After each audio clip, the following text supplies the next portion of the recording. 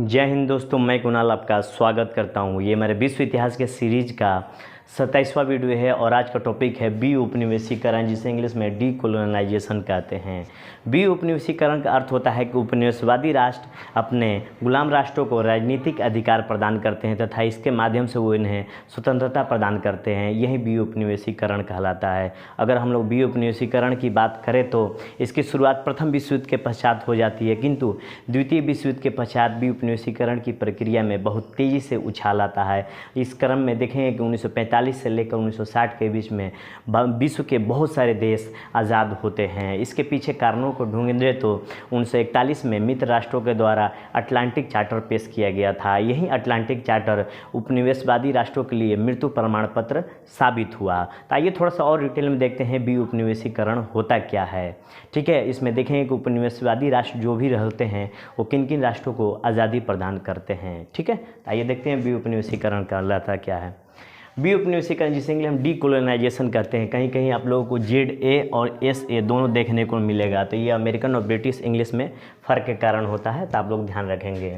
B उपनिवेशीकरण द्वितीय विश्व युद्ध के बाद बी उपनिवेशीकरण की शुरुआत हो चुकी थी। अब हम लोग थोड़ा सा पीछे बैकग्राउंड में जाकर देखेंगे कि जब विदेशी सत्ताएँ बाजार की खोज में दूसरे महादेश में गए और उन महाद्वीपों पर अब व्यापार करते करते राजनीतिक अधिकार कर लिया, यानी कि उन पर अपना उपनिवेश बना दिया, यानी उन देशों को अपना उपनिवेश बना लिया, यानी कि राजनीतिक अधिकार करके उन देशों की जो भी स्थिति थी उस पर अधिकार कर लिया। इसके बाद क्या हुआ कि जो राजनीतिक अधिकार इन्होंने विदेशी राष्ट्रों ने अधिकारी वो उस देश पर अधिकार जमाए हुए थे, और इन राजनीतिक अधिकारों का छोड़ना, यानी कि इन राजनीतिक अधिकारों का उखड़ना ही बी उपनिवेशीकरण कहलाता है, यानी कि राजनीतिक आधिपत्य से आज़ादी दे देना। ठीक है, तो यही बी उपनिवेशीकरण कहलाता है। इसके बाद देखेंगे कि इसकी शुरुआत 1500 AD के आसपास होती है, यानी कि जो उपनिवेशीकरण की जो प्रक्रिया होती है 1500 AD के आसपास होती है, यानी कि 1550 से लेकर हम बात करें तो 1950, यानी कि ऑलमोस्ट लगभग यानी कि इस दौरान क्या होता है कि उपनिवेशीकरण की प्रक्रिया थोड़े मात्रा में चलती रहती है। शुरुआत तो यहाँ से हो जाती है और यहाँ तक आते थे थोड़ी बहुत मात्रा में चलती रहती है, किंतु 1945 के ऑनवर्ड्स, ये थोड़ा सा मैंने सिंपल सा इसे एक टाइमलाइन दे दिया, ऑनवर्ड्स बी उपनिवेशीकरण की प्रक्रिया की शुरुआत हो जाती है और बहुत तीव्र गति से होती है। क्या कारण है कि जो बी उपनिवेशीकरण हुआ, इसके पीछे कारण क्या है, इसको हम लोग ढूंढे तो पाएंगे कि छिटपुट देश अपने स्तर पर आज़ाद होते रहे। जैसे हम लोग देखेंगे कि USA 1776 AD में आज़ाद होता है, यानी कि जो भी राष्ट्र थे, यानी भारत से तुलना करें तो 1947 में भारत आज़ाद होता है। लगभग 200-250 सालों के पहले ही USA आज़ाद हुआ था, इस कारण से ये बहुत जल्दी विकसित होता चला गया। इसकी कुछ राजनीतिक स्थिति अलग थी USA से, लेकिन छिटपुट रूप से इसकी आज़ादी बी उपनिवेशीकरण की शुरुआत USA से मान सकते हैं, किंतु द्वितीय विश्व युद्ध के पश्चात पूरे विश्व में ये बी उपनिवेशीकरण की प्रक्रिया तीव्र ढंग से होती रही। उसके बाद देखेंगे कि बी उपनिवेशीकरण कारणों को देखें तो द्वितीय विश्व युद्ध बहुत ही महत्वपूर्ण कारण होता है। केवल यही कारण नहीं होता है, लेकिन द्वितीय विश्व युद्ध के बाद की जो स्थिति होती है वो बहुत ही महत्वपूर्ण कारण होती है। द्वितीय विश्व युद्ध के पश्चात बी उपनिवेशीकरण की प्रक्रिया को तीव्र एवं अनिवार्य बना दिया गया। ठीक है, उसके बाद देखेंगे कि 1857 AD में भारत की आज़ादी की एक सुगबुगाहट वहाँ से शुरू हो जाती है, स्वतंत्रता संघर्ष की शुरुआत हो जाती है। उससे पहले भी सन्यासी आंदोलन होते हैं, किंतु 1857 एक बेंच मार्क लेते हैं। कुछ देशों में स्वतंत्रता संघर्ष की शुरुआत होती है और लंबे संघर्ष के बाद से उन देशों को आज़ादी मिलती है। हालांकि उपनिवेशवादी राष्ट्र भी अपने जब उपनिवेश बनाते हैं तो एक लंबे संघर्ष के बाद उनको उपनिवेश बनाते हैं, तो इनको आज़ादी भी तो एक लंबे संघर्ष के बाद ही इनको मिली थी। ठीक है, तो एक लंबे संघर्ष के बाद कुछ देशों को स्वतंत्रता मिली। उसके बाद देखेंगे आज़ादी के लिए अंतर्राष्ट्रीय हस्तक्षेप हो गया। USA मानव अधिकारों की बात करता है और मानव अधिकार बिना आज़ादी का संभव नहीं है, और USSR तो शुरू से ही उपनिवेशवाद का विरोधी रहा है। तो USSR अपने अपने स्तरों पर उपनिवेशवाद का विरोध करते रहे हैं, इस कारण से भी बहुत सारे राष्ट्र आज़ाद होते रहे। उसके बाद UNO का निर्माण हो जाता है 1945 में। ये एक कई देशों का समूह है, ये मिलकर अगर किसी देश पर दबाव बनाए कि आप लोग इनको आज़ाद कीजिए तो उसका प्रभाव अलग ही होगा। यानी कि कुछ लोगों को बहुत ही मुश्किल से आज़ादी मिली तो कुछ लोगों को बहुत सरलता से आज़ादी मिलती चली गई। तो ये 3 और भी कारण है, ये 3 प्रमुख कारण थे। उसके बाद देखेंगे कि प्रथम विश्व युद्ध से बी उपनिवेशीकरण की प्रक्रिया की शुरुआत हो जाती है। विउपनिवेशीकरण की प्रक्रिया वैश्विक मुद्दा बनता चला गया। इसके बाद देखेंगे कि हम लोगों ने प्रथम विश्व युद्ध के पश्चात वुड्रो विल्सन ने 14 सूत्री कार्यक्रम पेश किया था और इन 14 सूत्री कार्यक्रमों में बताया था कि स्थानीय लोगों को भी आत्मनिर्भर का अधिकार होना चाहिए। ये जो वुड्रो विल्सन का आह्वान था विश्व स्तर पर होने लगा, यानी विश्व स्तर पर विउपनिवेशीकरण की बात होने लगी।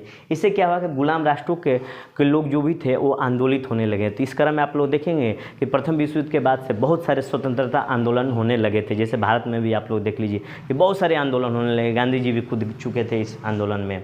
उसके बाद देखेंगे कि प्रथम विश्व युद्ध के बाद उपनिवेशी राष्ट्रों की कमर टूट चुकी थी। प्रथम विश्व युद्ध के बाद जो भी उपनिवेशी राष्ट्र थे, जैसे फ्रांस था, ब्रिटेन था, इन सब लोगों की जो हॉलैंड था, इनकी कमर टूट चुकी थी आर्थिक रूप से। तो ये भी कारण रहा है कि धीरे धीरे अपने उपनिवेश जो भी अपने गुलाम राष्ट्र बना रखे थे, उपनिवेशवादी राष्ट्र बना रखे थे, उनको धीरे धीरे आज़ादी देने की शुरुआत करने लगे थे। ठीक है, और भी कारण देखते हैं। विउपनिवेशीकरण की प्रक्रिया में 5वें पॉइंट के रूप में देखें तो द्वितीय विश्व युद्ध के बाद विउपनिवेशीकरण की प्रक्रिया तीव्र हो गई थी, तेज़ी से होने लगी थी। द्वितीय विश्व युद्ध के दौरान अंतर्राष्ट्रीय स्तर पर उपनिवेशवादी विरोधी चेतना विश्व स्तर पर फैलने लगी थी। रूस उपनिवेशवादी विरोधी था, रूस के कारण भी विश्व में उपनिवेशवादी विरोधी चेतना उत्पन्न हो रही थी। इसके बाद देखेंगे कि संयुक्त राष्ट्र संघ के चार्टर में देश को आज़ाद करना था। जो संयुक्त राष्ट्र संघ 1945 में अस्तित्व में आया था और 24 अक्टूबर 1945 का इसका जो चार्टर जारी किया गया था, उसमें देशों को आज़ाद करने की बात कही गई थी। इसके बाद देखेंगे कि 1941 में जो मित्र राष्ट्रों के द्वारा अटलांटिक चार्टर जारी किया गया था, हाँ, उस पर हस्ताक्षर किया गया था, ये भी विउपनिवेशीकरण की प्रक्रिया को तेज़ किया। अटलांटिक चार्टर आने के कारण ध्रुवीय राष्ट्र पर भी इस पर दबाव बना। ध्रुवीय राष्ट्रों में इटली, जापान के अपने कुछ उपनिवेश थे, उन लोगों ने भी आज़ाद करने की शुरुआत कर दी थी। उसके बाद देखें यूएनए एक वैधानिक दबाव के माध्यम से विउपनिवेशीकरण की प्रक्रिया को सफल बनाता है। उसके बाद देखें अटलांटिक चार्टर उपनिवेशवाद का मृत्यु प्रमाण पत्र साबित होता है, इसको थोड़ा सा ध्यान रखिएगा। ठीक है, उसके बाद देखेंगे कि दो शक्तिशाली राष्ट्र यूएसए और यूएसएसआर पूरे विश्व पटल पर सामने आते हैं। और यूएसए जो होता है ह्यूमन राइट्स, मानव अधिकार की बात करता है और मानव अधिकार बिना आज़ादी दिए पॉसिबल नहीं है, संभव नहीं है। उसके बाद देखेंगे कि यूएसएसआर जो रूस में क्रांति हो जाती है, साम्यवादी क्रांति, जो कि कार्ल मार्क्स के विचारों से प्रभावित होती है और कार्ल मार्क्स के जो भी विचार थे साम्राज्यवादी विरोधी थे। यूएसएसआर शुरू से उपनिवेशवाद का विरोध था। कार्ल मार्क्स का सिद्धांत अपने आप में ही साम्राज्यवाद विरोधी होता है। इसके बाद देखेंगे औपनिवेशिक शक्ति की स्थिति। ब्रिटेन, फ्रांस और हॉलैंड प्रमुख औपनिवेशिक शक्ति थे। इनकी आर्थिक स्थिति खराब हो गई थी, इनकी आर्थिक स्थिति जर्जर होने लगी थी। दो विश्व युद्धों के कारण इनकी आर्थिक स्थिति जर्जर होने लगी थी। इसके बाद देखेंगे कि साम्राज्यवादी विरोधी शक्तियाँ उभरी, जिसमें किसान, नेता और आदिवासी आते हैं और ये अपने अपने देश में अपने तरीके से आंदोलन करते हैं और जो औपनिवेशिक राष्ट्र होते हैं, औपनिवेशिक सत्ता होती है, उसके विरुद्ध कई आंदोलन करते हैं, उनको उखाड़ फेंकने का प्रयास करते हैं। इसके बाद देखेंगे कि इस कारण से क्या हुआ कि मजबूर होकर इन लोगों को आज़ाद करना पड़ा।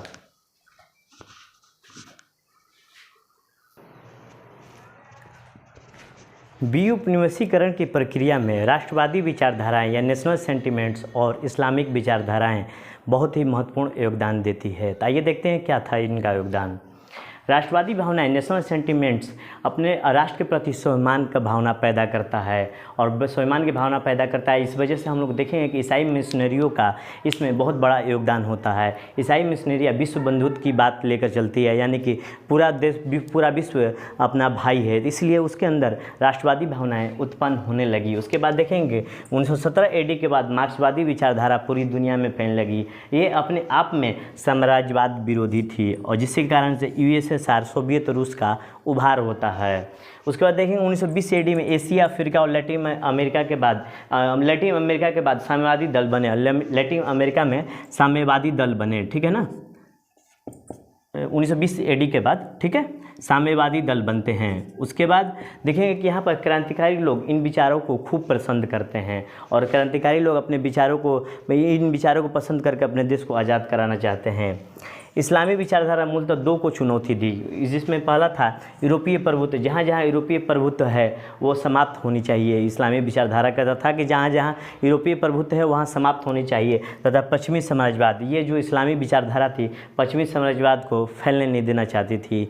ठीक है, उसके बाद देखेंगे कि ईसाई धर्म, ये जो इस्लामी विचारधारा था ईसाई धर्म के प्रतिक्रिया के रूप में हमारे सामने आता है। इसे जिहाद या धर्म युद्ध का नाम दिया गया। धर्म संस्कृति पर आधारित यह विरोध था। तो इस वजह से भी जहाँ जहाँ साम्राज्यवादी तथा यूरोपीय पश्चिमी साम्राज्यवादी तथा यूरोपीय प्रभुत्व था, इस्लामी विचारधाराओं के कारण धीरे धीरे उखड़ने लगा। इसके बाद देखेंगे कि एशियावाद का कॉन्सेप्ट है, एशियानिज्म, यानी कि हमारी संस्कृति, हमारा कला, हमारा धर्म, हमारा दर्शन होना चाहिए, यानी कि एशिया महाद्वीप एशिया लोगों के लिए होना चाहिए, जो बाहरी लोग आए हुए हैं बाहर चले जाएं। इसके बाद देखते हैं अखिल अफ्रीकावाद, पैन अफ्रीकनिज़म होता है। पैन अफ्रीकनिज़म की शुरुआत होता है मार्कस गार्वे के द्वारा शुरुआत की जाती है, उसके बाद ओएक्स के द्वारा फैलाया जाता है, और इस वजह से अफ्रीकी जितने भी थे अफ्रीकी राष्ट्र थे वो धीरे धीरे आज़ाद होते चले गए, उनमें राष्ट्रवादी भावनाएं उत्पन्न हुई अपने देश के प्रति। इसी क्रम में देखेंगे 1945 AD में जापान ने कोरिया को आज़ाद किया। उसके बाद 1946 AD में यूएसए ने फिलीपींस को आज़ाद किया। 47 में यूके ने भारत को आज़ाद किया। 48 में यूके ने फिलिस्तीन को आज़ाद किया, और फिर उसके बाद 1956 में यूके ने मिस्र को, यूके मतलब यूनाइटेड किंगडम, ब्रिटेन ने मिस्र को आज़ाद किया।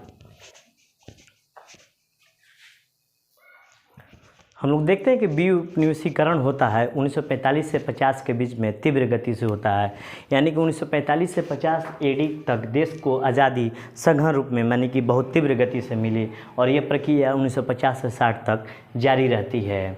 20वीं शताब्दी के अंत तक हम लोग विउपनिवेशीकरण की प्रक्रिया को देखते हैं। आइए थोड़ा सा देखते हैं कि जो विउपनिवेशीकरण किन किन देशों से किया गया था, यानी कि उपनिवेशवादी राष्ट्र कौन कौन से थे, उपनिवेशवादी सत्ता कौन थे। तो सबसे प्रमुख रूप में हम लोग देखेंगे कि ब्रिटेन उपनिवेशवादी सत्ता के रूप में प्रमुख था, जिसे 1947 में भारत को आज़ादी देना पड़ा, 48 में श्रीलंका और बर्मा को आज़ाद करना पड़ा, 60 में नाइजीरिया जो वेस्ट अफ्रीका में उसको आज़ाद करना पड़ा, 61 में तंगानाइका को आज़ाद करना पड़ा, 62 में युगांडा को आज़ाद करना पड़ा, 63 में केनिया को, 64 में मलावी या जाम्बिया को आज़ाद करना पड़ा, और 1979-80 में जिसे उस समय रोडेशिया कहते थे, आज जो हम जिम्बाब्वे कहते हैं, इसको आज़ाद करना पड़ा।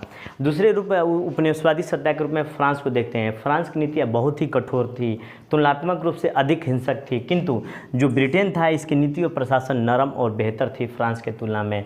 ये वहाँ पर जहाँ पर इन्होंने उपनिवेश स्थापित किया था, संवैधानिक अधिकार देने की बात करते हैं, लोकतंत्र की स्थापना की बात करते हैं, वहाँ सुधार की बात करते हैं, किंतु फ्रांस एक तुलनात्मक रूप से हिंसक रूप लिए हुए था। 1954 में इंडो चीन यानी कि हिंद चीन को आज़ाद करना पड़ा जिनेवा सम्मेलन के तहत। 1956 में ट्यूनीशिया और मोरक्को को आज़ाद करना पड़ा। इसके बाद इसने सॉफ्ट पॉलिसी अपनाई, किंतु ये बहुत देर हो चुकी थी क्योंकि वहाँ पर राष्ट्रवादी आंदोलन शुरू हो चुके थे। सॉफ्ट पॉलिसी के अंदर ये भी स्वशासन अधिकार सुधार तथा स्थानीय लोगों को प्रतिनिधित्व की बात करता है, किंतु देर हो चुकी रहती है। और 62 में इसने अल्जीरिया को आज़ाद किया। उसके बाद हॉलैंड जो होता है, जिसे हम लोग नीदरलैंड या डच कहते हैं, वो स्थानीय प्रबंधन के अनुरूप वहाँ शासन चलाना चाहते थे। ये जावा, सुमात्रा, वेस्ट इंडीज, ब्रुनई और सूरीनाम पर अधिकार किए हुए थे। ये भी धीरे धीरे आज़ाद होने लगे, यानी कि विउपनिवेशीकरण की प्रक्रिया 20वीं शताब्दी तक चलती रहती है। इसी क्रम में आप लोग डॉक्टर सुकर्णो का नाम सुनते होंगे, जो कि इंडोनेशिया की स्वतंत्रता की बात करते हैं। जापान जब समर्पण किया तो इसने डॉक्टर सुकर्णो के माध्यम से सहायता से इंडोनेशिया आज़ाद हुआ, और 1975 में सूरीनाम भी आज़ाद हुआ। तो ये रहा अपना विउपनिवेशीकरण का फुल लेक्चर, जो बहुत ही महत्वपूर्ण था। हमने देखा था कि विउपनिवेशीकरण क्या होता है, उपनिवेशवादी सत्ता क्या होती है, उपनिवेशीकरण के कारण क्या होते हैं, तथा उपनिवेशी सत्ता के अंतर्गत कौन कौन से राष्ट्र शामिल थे। ठीक है, तो ये रही अपनी विउपनिवेशीकरण की प्रक्रिया। अगले अध्याय में हम लोग सोवियत संघ का अध्ययन करेंगे, उसके बाद रूस की क्रांति का अध्ययन करेंगे। ठीक है, तो आज भर के लिए इतना ही। आपके सहयोग के लिए धन्यवाद। नमस्कार, जय हिंद।